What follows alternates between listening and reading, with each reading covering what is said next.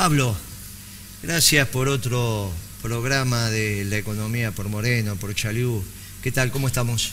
Bien, gracias a vos por invitarme. La economía por Moreno, acompañado por Chaliú. No, estamos en este programa.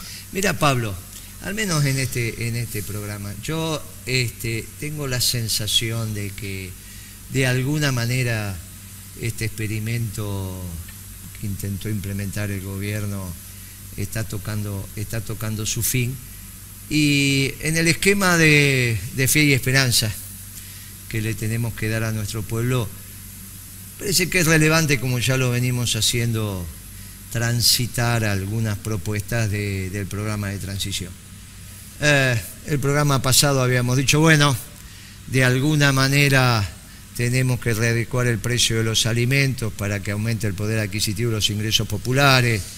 ¿Qué son los ingresos populares? Los sueldos, los salarios, las jubilaciones, las pensiones. Si vos le reproporcionás el precio de los alimentos, le va a sobrar una moneda, con eso tiene para ir al mercado para comprar lo que necesita. Del lado de la oferta tenemos que desdolarizar el tema de las tarifas, porque hoy la energía es fundamental para que recupere rentabilidad las empresas, en un mercado que tiene que tener los superávit gemelos, que tiene que tener tipo de cambio competitivo, que vamos a administrar el comercio exterior. Si vos reactivás el mercado, como bien explica vos, resolvés el tema fiscal no por ajuste, sino por reactivación e incremento de los ingresos públicos. El tema externo lo resolvés con el tipo de cambio competitivo y administración de comercio exterior, que te ayuda. Esto pasa, esto no pasa. Miren, muchachos, primero el trabajo argentino, primero. Y después viene naturalmente la sobreexigencia que tiene que tener la economía para ir a un diseño, a un sesgo de producción que aumente la capacidad instalada, porque está claro que hay sectores de la industria que tenés una importante capacidad ociosa, otras que no. Bueno, y se te empieza a descoordinar la cosa, o sea, tiene que haber un flujo inversor que te permita garantizar la expansión de la base material de la nación y de las empresas. Entonces, los compañeros dicen, bueno, pero ¿y eso cómo se financia? ¿Y eso cómo hacemos? Claro, y uno ahí empieza a ver lo que le pasa a la Argentina, no al Estado argentino, sino a la Argentina en términos de tenencia de dólares. Porque se da la paradoja de que el Estado, sector público, tiene una enorme deuda en términos de dólares. O sea, el Estado argentino le debe al mundo, el Estado, pero no las familias o las empresas. El sector privado argentino, en realidad, visto desde el mundo, es acreedor del mundo.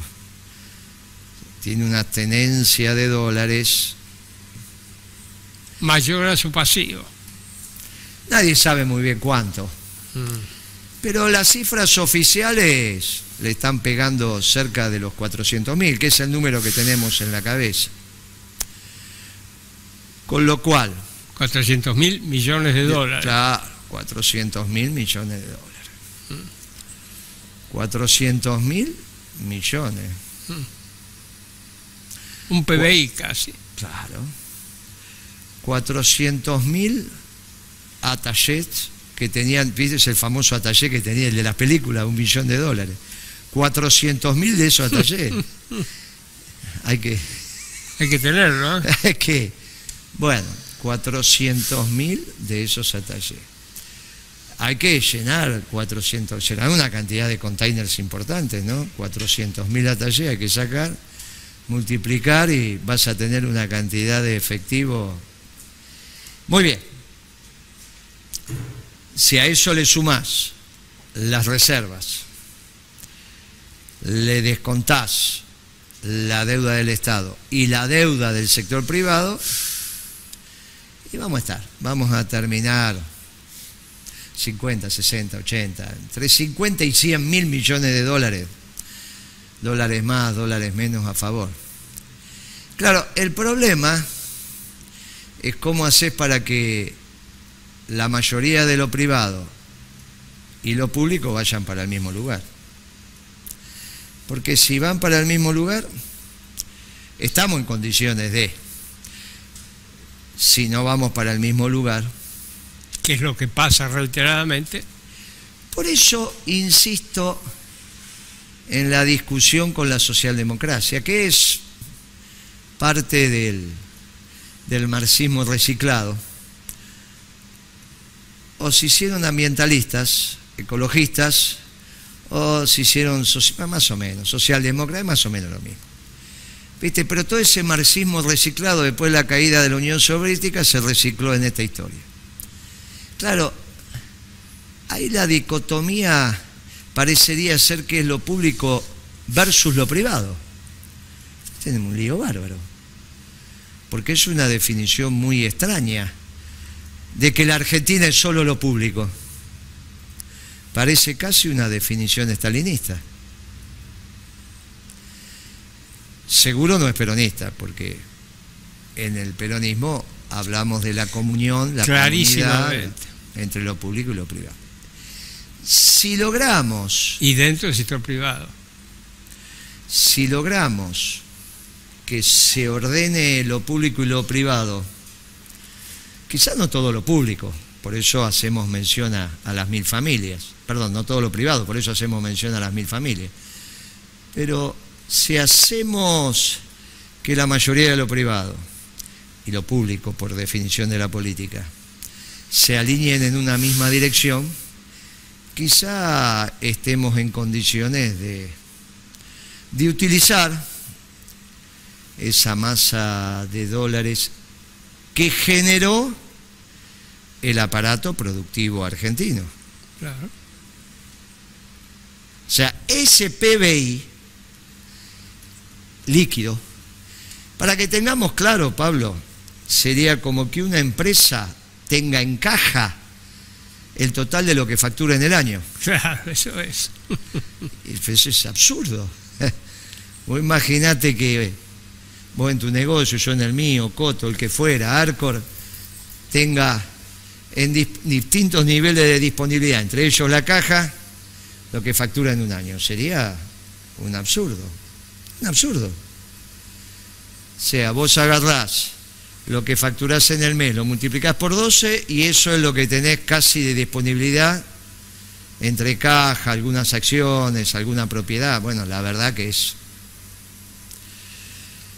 es un derroche en realidad, ¿no? Es un derroche. Y digo que lo conformó el aparato productivo porque los desaguisados que se generaron en la economía hicieron que primero los inversores calificados, pero después el conjunto, dijera, bueno, pongo lo mío en dólares y me resguardo. Bueno, el mes pasado siguieron saliendo dólares, claro, 1.100 millones de dólares. Claro, claro. Por más sequía que le puso Sanderi. En el año tuviste meses de 4.000. Y en total debemos estar en 22, 23 mil millones de dólares. Tuviste meses de 4.000. Claro. Entonces, 3.000 y pico, otros. A principio de año tenías 2.000. Así que es el número que estás diciendo. Quizá este producto de la seca que hizo el Banco Central sea uno de los meses más bajos. Puede ser. Pero claro, como dijo él, pero si no va a haber un peso para comprar dólares, claro, ni dólares ni manzana. Claro, 1.100 hubo. Lo que no hay para manzana, para clavo, para pagar impuestos. Y sí, eso vamos a tener la recaudación. Y salario. Entonces, vos fijate que esos dólares nosotros tendríamos a razón de ni siquiera que pueden irrumpir todos juntos en la economía porque se nos hace un lío. Pues sí. Se te va el tipo de cambio. No existe. Te dejan de ser rentables los proyectos. Imposible. O sea que lo tenés que ir dosificando. Algún compañero te dice, ¿cómo vas a hacer para que venga? Pero son 15.000 millones por año, 12.000 millones por año, sobre 400.000. Es el 3%, 3,5%, no es que estás diciendo, por año.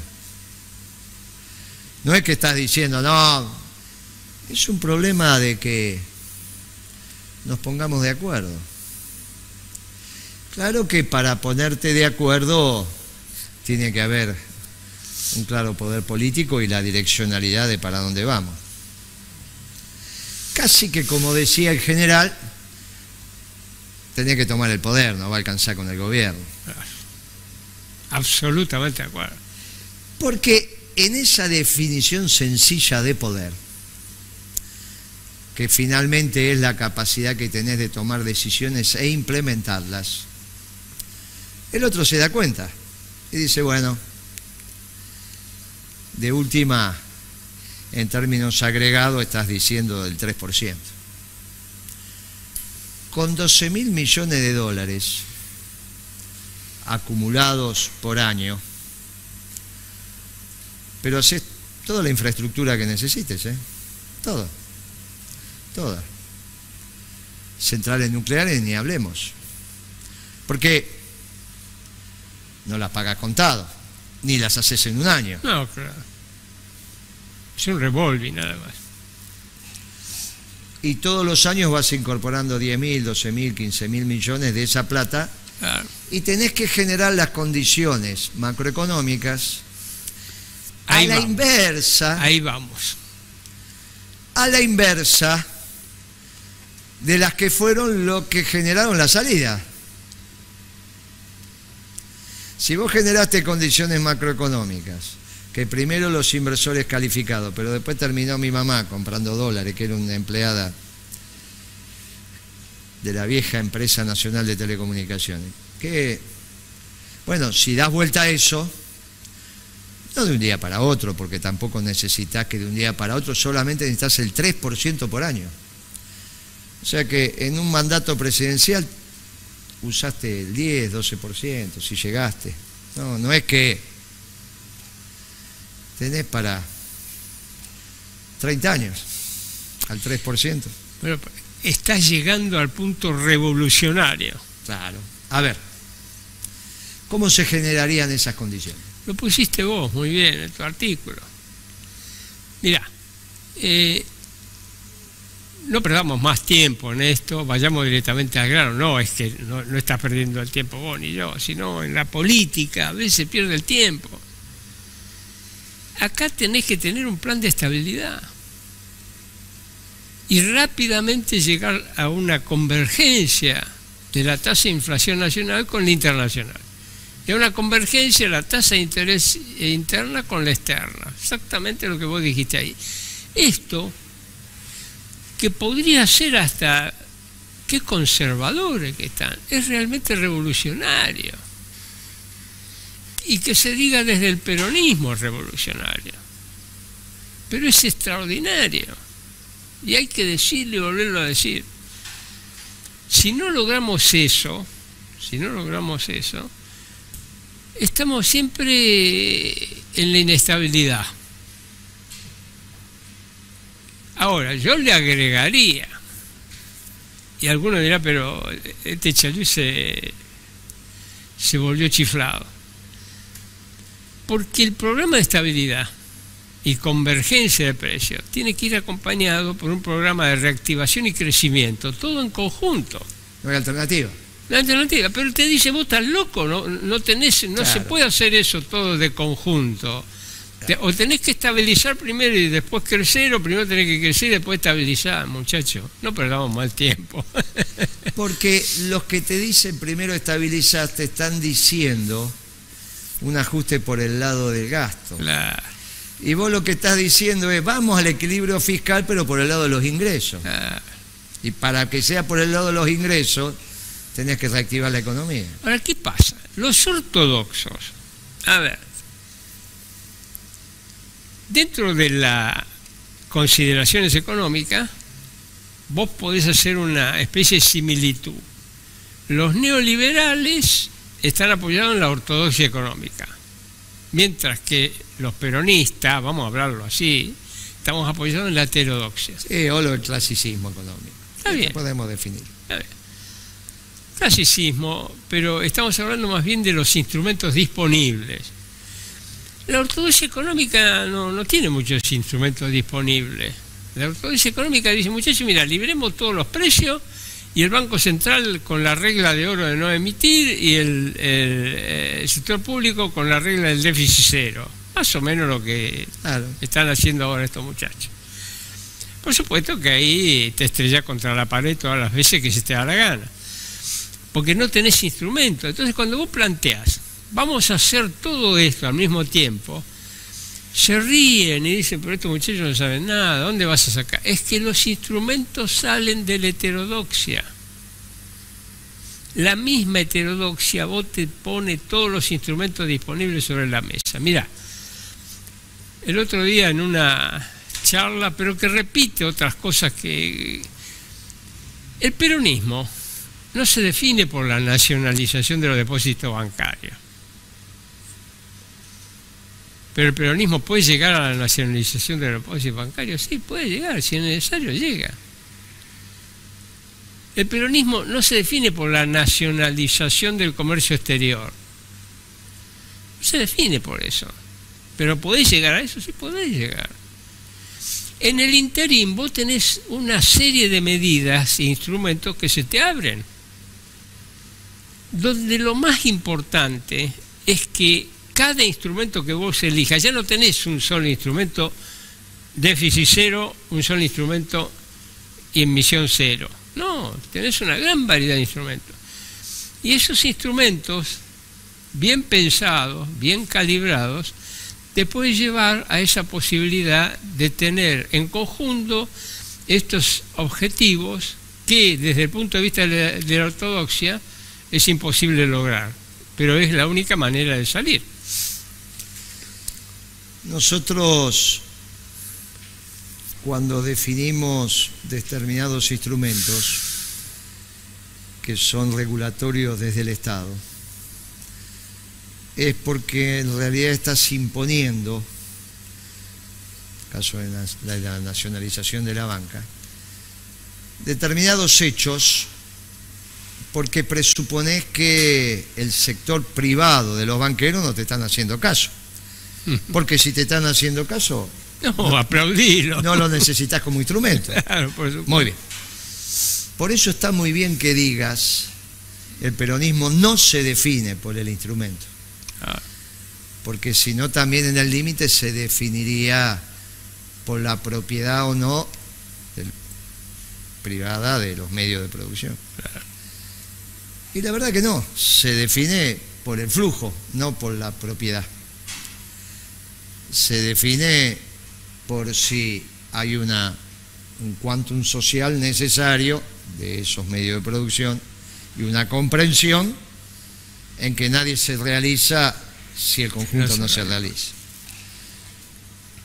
Entonces, si nosotros tenemos la suficiente capacidad de toma de decisiones y de implementarla, la verdad que si el sistema financiero acompaña la política de desarrollo y crecemos durante 10 años al 7%, es un instrumento necesario. Sí, lo que tenés que tener es una política monetaria consistente con ese crecimiento, y esa política monetaria consistente con ese crecimiento no te impide financiar en el margen un posible déficit fiscal, pero no es el déficit fiscal el elemento ordenador de tu política, porque al tener un esquema bimonetario, nos guste o no nos guste, el tema fiscal se transforma en un elemento relevante. Claro, para lo que vos llamás la ortodoxia hay una sola manera de alcanzar el equilibrio fiscal. Para nosotros hay dos: los gastos superfluos, si es que hay, seguramente de este gobierno y de la de... Imagínate vos todos esos cargos que inventaron, cosas raras. Rarísimas. Estos muchachos utilizaron el Estado en beneficio propio. Los funcionarios que hacen política del PRO tienen choferes, no los funcionarios políticos del club, los que hacen política tienen choferes que paga el Estado. Inventaron cargos, cosas, le asignan un auto, tienen custodia. Los ves, vos los conocés, los ves. O sea que ellos han... Bien. Gastos superfluos. Podemos evaluarlo. El peronismo es un sano administrador, a diferencia de lo que piensan ellos. Es un sano administrador. Hacemos rendir más la plata porque venimos de abajo. Te rinde más la plata, claro. Te rinde más la plata. Y por el otro lado, tenemos que recaudar, generando la reactivación. Y como bien dijiste vos, si tenés los equilibrios macroeconómicos, los superávit gemelos, en términos de superávit fiscal primario, para tener equilibrado el fiscal, o bueno, algún pequeño desequilibrio, pero que es circunstancial. Y después, ser muy preciso con la balanza comercial, muy preciso. Hasta que podamos resolver el tema de los fletes, de los seguros, que hoy son cuentas decididamente negativas, decididamente negativas. Y sobre todo, que incluso tenemos que pensar que la plata que está afuera genera intereses, 3%, 2%, no importa. De esos 400.000 millones de dólares, un 2% son 8.000. Piensen de lo que estamos hablando. Estamos hablando de la rentabilidad de ese dinero, más algo del capital, y ahí se compensa también parte de los intereses que nosotros pagamos, porque pagamos intereses de deuda, pero también recibimos. Que es cuando vos decís qué superávit fiscal comercial necesito tener para compensar el sector externo. Y depende cómo calcules los intereses del dinero y las acciones del patrimonio que tenés puesto afuera, que te tiene que dar una rentabilidad. Si eso lo tomás como flujo que ingresa, claro, en un proyecto de país, con el peronismo no solo en el gobierno, sino en el poder, definiendo con precisión la rentabilidad empresaria a partir del vector energético y aumentando el poder adquisitivo de los sectores populares a partir del precio de los alimentos, y que nos pongamos de acuerdo, bueno, es otra cosa. Ahora, no es la visión de, estamos todos, muchachos, no hay posibilidad de los alimentos en un precio justo y razonable si no llamamos a las 1000 familias dueñas de la tierra y le decimos, mirá, así funciona esto. O si no le decimos a los petroleros, miren, muchachos, ustedes no tienen nada que ver con la creación del petróleo, en todo caso tienen con la extracción. Muy bien, díganme cómo es eso y lo resolvemos, porque nadie quiere un negocio que no sea rentable, pero hay que entender. Vos estás definiendo dos batallas espectaculares, ¿no? Pero bueno, que es absolutamente necesario darlas. Y alguien las tiene que dar. Y las tenés que dar desde el momento que te sentaste en el sillón y decís, bueno, vamos a dar esta batalla, ¿no? Ahora escucho a algunos muchachos del progresismo. Vos sabés que se cumplieron años 79, mirá lo que te voy a decir. Año 79, yo me había ido del país en el 77 y volví para la guerra con Chile. Por suerte llegué unos días después de Zamoré. Yo había hecho la conscripción en Comodoro Rivadavia. La especialidad era soldado de llanura, así que imagínate vos. Pero bueno, 79, estabas tratando de ganarte la vida como podías, la único que tenías eran los goles de Maradona, de Díaz, de Ramón Díaz, ¿te acordás? El 9 de River, Maradona. Era un juvenil ese extraordinario, un juvenil estrella mundial. Estrella mundial. El único que se pinchó un poco fue el arquero, pero bueno, tuvo otros problemas. Pero después todos los jugadores de ese juvenil, fue en Japón el Mundial ese, no sé si te acordás.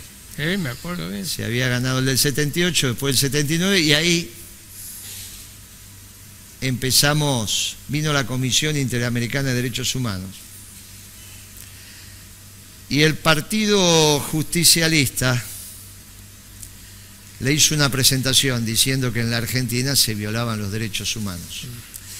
Y la dictadura sacó un sticker que decía: los argentinos somos derechos y humanos. E incluso una cola famosa para prestar declaración a la Comisión Interamericana, y fue atacada, porque eran obviamente de los compañeros que tenían familiares desaparecidos. Esa declaración la acompañó Abelardo Ramos del FIP. La firmaron Vittel y la firmó Herminio Iglesias, secretario general del partido, o vicepresidente. Presidente era Dionildo Vittel. Mi homenaje a los compañeros. Digo, porque en esa misma época... Había que sacar esa declaración. En esa misma época todavía estaban las pintadas que habían hecho los progresistas, todavía estaba la Unión Soviética, así que la habían hecho sectores progresistas y sectores marxistas, del famoso gabinete cívico-militar. Decían: le hacemos un golpe al peronismo y armamos un gabinete cívico-militar. Estaban las pintadas todavía en las paredes, ¿eh? Los hemos perdonado a todos, pero eso no significa que no se cuente la verdad histórica. Bueno, estos mismos sectores progres, yo no los veo hablando de retenciones. A los progres no los veo. Porque no es que hay que amigarse. Con el campo nunca nos peleamos con 1000 familias.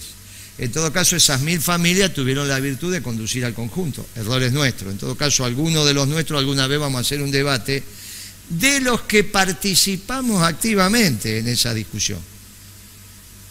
Uno lamentablemente falleció, que es Néstor Kirchner, pero Alberto Fernández está vivo, Lustó está vivo, Urquiza está vivo, Devido está vivo, yo estoy vivo.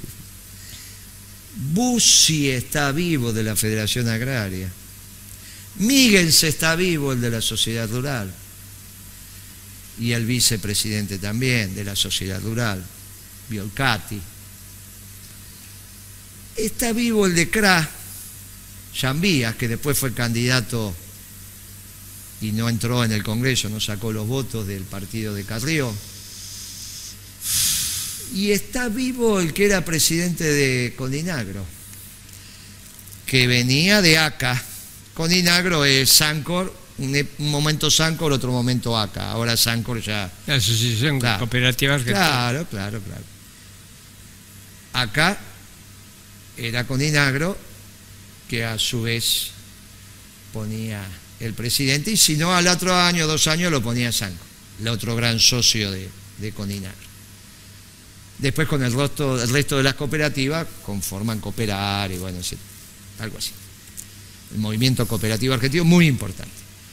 ¿Cómo la Sociedad Rural condujo al grito de Alcorta, que es la Federación Agraria, al movimiento cooperativo, o a CRA, Confederaciones Rurales Argentinas? Es algo que tenemos que dar el debate.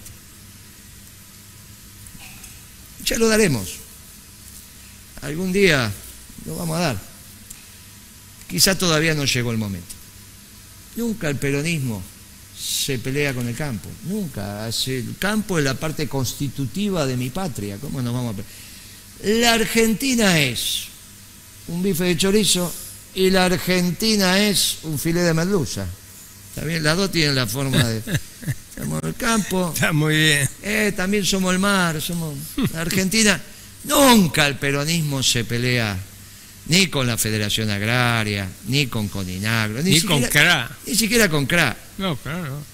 Que son las constitutivas de las sociedades rurales del interior, entregan CRA. Cuando nosotros hablamos de la sociedad rural argentina, hablamos Florida y La Valle, el predio, mi familia. Pero no lo veo a los productores hablando de eso, ni al progresismo. Tenemos fundamentalmente a los progresistas decirle, miren muchachos, los productores, nosotros sí estamos conversando despacio, y los productores te dicen, miren, con el peronismo, bueno, la verdad que hay momentos que hemos ganado mucha plata. Y con nosotros pueden contar. Y han vivido mejor, han vivido mejor. Pueden contar con el tema de la comida. Pero no lo escucho a los progresistas. A los progresistas dicen no. Toman el campo como un hecho. A los productores, ellos, como un universo que no tiene estas divisiones que acabamos de... Dicen, no peleemos con el campo. Y entonces, en vez de particionar el campo en lo que acabamos de hablar, dicen productores, campo, progresismo, es todo lo mismo, no hablemos de retenciones. ¿Y qué haces con la comida? ¿La dejas cara? Ponen precios cuidados. Ponen precios cuidados sobre 500 productos que no sabés. Claro, una tontería. Por eso, finalmente, cuando vas al hueso y te planteas hechos revolucionarios, solo los encontrás en el peronismo. Pero hoy los progresistas no están hablando de retenciones. Quieren amigarse con los productores. Pero claro, los productores que uno habla, lo de aves de corral, cerdos, incluso bovinos, te dicen, miren muchachos, si no nos bajan el precio del maíz en términos internacionales, estamos complicados. Claro. La manera de bajarlo es retenciones, la lechería. Pero los progres nuestros, herederos de la industria del cuero. Los progres nuestros, herederos de esos progres del gabinete cívico-militar, que en el 79 todavía estaban las paredes pintadas y que no fueron a la Comisión de Derechos Humanos, fue el Partido Justicialista. Y yo estoy orgulloso de esos compañeros y le digo, en este debate que tenemos que dar con los progres, importante, mire, hay que decirle a nuestro pueblo que hay dos batallas sustantivas que dar. Con las 1000 familias, por el precio de los alimentos, 1000. Y con los petroleros no hay alternativa. Si no bajamos el precio de la energía, claro que vamos a tener un problema con algunos. Yo lo conversé con algunos funcionarios patagónicos, me dice, bueno, ya se compensará, pero tienen que entender los gobernadores patagónicos, los que tienen intereses en la Patagonia, que la energía dolarizada o cara me perjudica la tasa de ganancia de todas las compañías de la Argentina. Inviabiliza cualquier plan que vos tengas de desarrollo, crecimiento. Lo inviabiliza. Imposible. Imposible. Imposible, máxime en un país como el nuestro, que es casi todo logística, por las dimensiones, por dónde estamos. ¿Está bien? Por eso tenemos que empezar a tomar conciencia que la Argentina es continente, pero también la Argentina es mar. ¿Está bien? La Argentina es mar. Es la Antártida, es nuestras Malvinas, las islas, pero es mar. Es la merluza. Es la merluza. Es el bife de chorizo, dibujadito, ¿viste? Pero también es la merluza. Esto es muy importante. Es el ejército y es nuestra marina. La infantería en el ejército y la infantería en la marina. Vas cambiando la cosmovisión, te vas imaginando también un pueblo marítimo, ¿está bien? Y los intereses marítimos y fluviales de nuestra patria. Claro, en esto las Naciones Unidas organizaron un hecho académico para confrontar, entre comillas, con el G20. La reunión que va a haber, dijeron la contracumbre. Miren, no hay ninguna contracumbre. Pero claro, de esos debates parecería ser que era una reflexión antagónica entre sectores socialdemócratas y el neoliberalismo. Parecería ser que el G20 expresa el neoliberalismo y que Claxo parece que convocaba a lo antitético del neoliberalismo, que es la socialdemocracia. Claro. Qué interesante eso.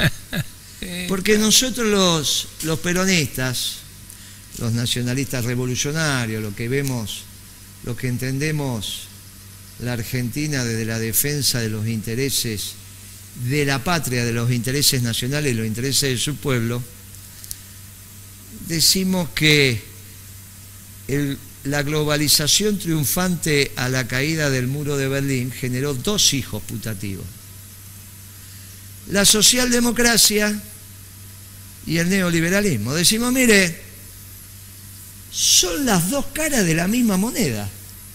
Las dos caras de la misma moneda. No es que estamos diciendo son dos monedas distintas. Conforman de tal manera que Dilma Rousseff, después que fue reelecta presidenta en Brasil, en el 2011 me parece, 2015,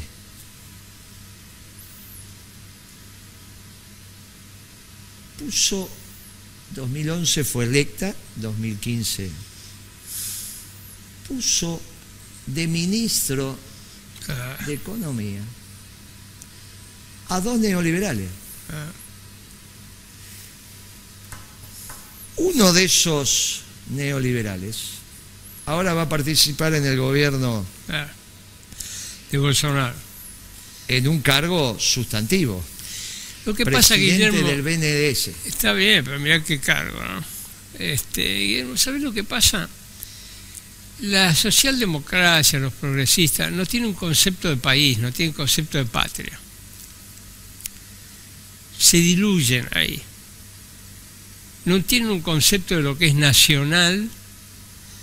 Entonces vos fíjate que ellos siempre están diciendo, criticando la burguesía nacional, industrial, pero si fuera por ello le pasaría el arrastre inmediatamente. Te cuento una anécdota. En tiempo de la guerra de las patentes, que fue una guerra que vos la conocés muy bien, se me habían acercado, te estoy hablando de estos primeros meses de 1990, cuando nosotros estábamos cocinados, porque venían todos, ¿viste? Venía la embajada de Estados Unidos, de Gran Bretaña, japoneses, todo encima nuestro, más el gobierno, Cavallo, Ditela. Bueno, se me acercaban algunos periodistas. Un gran periodista, que yo no voy a dar el nombre porque está activo todavía, un gran muchacho, en realidad venía del PC. ¿Te acuerdas aquel diario Sur? Sí, claro. Bueno. Y si es del PC debe trabajar en Clarín ahora, debe estar activo trabajando en Clarín. No. Sí. Bueno. Claro. Bueno, puede ser, pero no está trabajando en Clarín. No. Ex PC debe estar trabajando en Clarín, sí. Y era muy, muy amigo de Chacho Álvarez. Y cuando nos reuníamos para charlar, a ver cómo estaba la cosa, porque al tipo le interesaba mucho el tema, porque veía ahí que era la dominación de Estados Unidos, bla, bla, bla, bla. Él siempre decía Chacho Álvarez. Y yo le preguntaba, pero vos sos muy amigo de Chacho Álvarez. ¿Cómo puede ser que Chacho Álvarez no se defina en esto? Bueno, terminó mandándolo a sabés dónde, ¿no? Porque le fue a hablar varias veces, que eran muy amigos, diciéndole, mira, Chacho, vos tenés que expedirte de esto. Nunca logró que Chacho Álvarez y su fuerza se expidieran en este tema que era vital para los intereses nacionales. Medicamentos estábamos hablando. Estamos hablando de industria nacional de medicamentos. Estamos hablando primer semestre del 90. Nunca logró, Y después, sí, en lo sucesivo, nunca logró que Chacho Álvarez dijera una sola palabra sobre el tema. Los economistas del progresismo, a los cuales los conocemos, interactuamos, nunca plantean el tema de las retenciones. Claro. Nunca plantean. Son muy firmes en la discusión con el peronismo. No, sí, porque la burocracia sindical, porque el problema, porque esto, porque aquello, no, los intendentes, los punteros, todo lo que huela a peronismo son muy firmes. Pero cuando tenés que atacar los intereses, como bien lo estás contando vos, o en este caso, decir, miren muchachos, no podemos tener alimentos baratos y sin retención, es muy difícil. Después vemos metodología de las retenciones, cómo, cuándo, hay muchas maneras de ponerlas. Tener muchos instrumentos. Yo ya he contado variadas anécdotas en mi discusión con la sociedad rural, con Biolcati, diciendo, no, técnicamente está bien, me decía Biolcati, pero no te las puedo aceptar, Moreno, ideológicamente. O sea que hay para discutir y para ponernos de acuerdo. Y esto lo he contado varias veces y Biolcati no ha salido por televisión diciendo, no, Moreno miente. Vino con su hijo. Me lo dijo así, yo le hice el esquema en el pizarrón que tenía. Me dijo, mira, su jefe de economía dijo, está bien técnicamente lo que dice Moreno. Y Biolcati dijo, la sociedad rural, aunque esté bien técnicamente, ideológicamente, no te puede decir que sí. Bueno, esta discusión con el progresismo es fundamental, porque si no, nos desordena todo. Más, y con esto vamos cerrando, te diría que la visión económica del progresismo está muy vinculado a Wall Street, está muy vinculado a los fondos de inversión. Tienen ese esquema de pensar que lo que tipifica una economía progresista no es la tasa de ganancia en determinados sectores, en este caso el especulativo rentístico, sino que vos puedas poner los pies arriba del escritorio y no respete la forma cuando... Claro, ¿viste? No, sí, claro. Ese estilo canchero de... No, como... Bien. Y es sorprendente. Y por eso, cuando los ves caminar, aparte de esto, amén de estos discursitos progres que arman, te das cuenta que no van al meollo de la cuestión. Al meollo de la cuestión es ir por energía, el precio de la energía, e ir por el precio de los alimentos. No es el problema de si estatizás o no estatizás, porque si estatizás y la energía está cara, ¿cuál es la gracia? Peor. ¿Cuál es la gracia? Claro. ¿Cuál es la gracia? Por eso le decimos a Galucho, te equivocaste, Galucho. O no, por ahora dice que se quedó con 2 áreas de vaca muerta. Es el único empresario que conozco que pasó de ser empleado y en 3 años a ser, en un sector tan especial como el petróleo, pasó de empleado en YPF a ser propietario de una petrolera, ¿no? Fantástico lo que hizo Galucho. Algún día vamos a estudiar todo eso, porque como todo es público, los balances de las empresas... Claro, lo pueden bueno, mirar. en algún momento me puede decir, no, el controlante de este está afuera, pero ya vamos a llegar. Galucho, ya vamos a llegar, lo vamos a investigar, vamos a ver. Académicamente, no estoy diciendo, pero vamos... Total, esto es información. Transparentar. Todo es público. Vamos a investigar como académico. Va a poner los temas sobre la mesa. Claro. No vengan con nombres raros. Miren, vamos a la es muy fácil esto. Activo, pasivo, patrimonio neto, accionista, quiénes son, controlante afuera. Bueno, siempre habrá alguien afuera que te dirá. Y ahí vamos viendo eso con los proveedores de YPF, cuando vos eras presidente, y vamos viendo. Si está todo prolijo, está todo prolijo. Si no está todo prolijo, veremos. Es muy fácil esto. Es cuestión de haber ejercido el comercio, la industria. Sí, claro. Es muy fácil de entender cómo funciona esto. Muy bien. Por eso la revolución pasa por el movimiento nacional justicialista, que fundamentalmente es una patria grande con un pueblo feliz. Eso es lo que nos hemos comprometido. Y eso es lo que vamos a hacer. Y es confrontando, en términos de políticas, porque en el frente electoral los progresistas no van a acompañar, salvo que quieran votar a Macri, no tienen mucha alternativa, igual que el nacionalismo. Pero bueno, tenés que seducir desde algún lugar. Pero en términos de política económica, nosotros le vamos a decir, mire, no somos neoliberales ni somos socialdemócratas.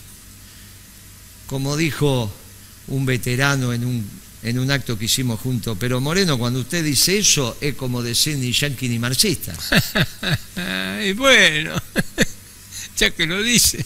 Ya que lo dice, es ni yanqui ni marxista, solo peronista. Pablo, nos vemos en el próximo programa, muchas gracias.